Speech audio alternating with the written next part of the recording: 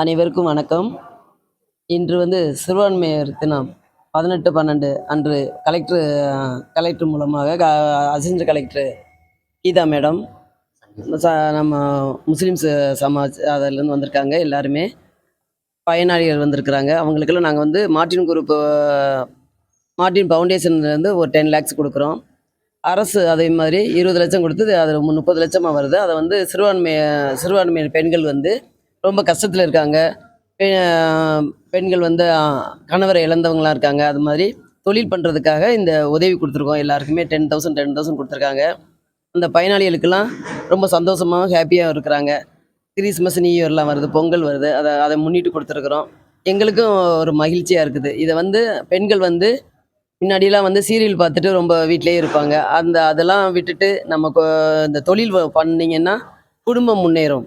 குடும்பத்துக்காகவும் நம்ம பிள்ளைகளுக்காகவும் குழந்தைகளுக்காக நல்லா ஒரு மேலே மேலே வளர்கிறதுக்காக, படிப்புக்காக, அதுகளுக்கு செலவுக்கு எதுக்கோ பயன்பெறும் இந்த தொகை அப்படின்ட்டு அதில் தொழில் பண்ணுறாங்க.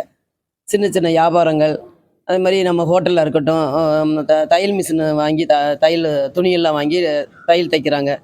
அந்த மாதிரி தச்சு அந்த குடும்பம் வளரணும், வளர வேண்டும் என்று அதற்காக சிறுபான்மையர் மூலமாக இது உதவி பண்ணியிருக்கிறோம். இது அனைவருமே இது பயன்படுவார் என்று நாங்கள் பெண்கள் நினைக்கிறோம். நன்றி, வணக்கம்.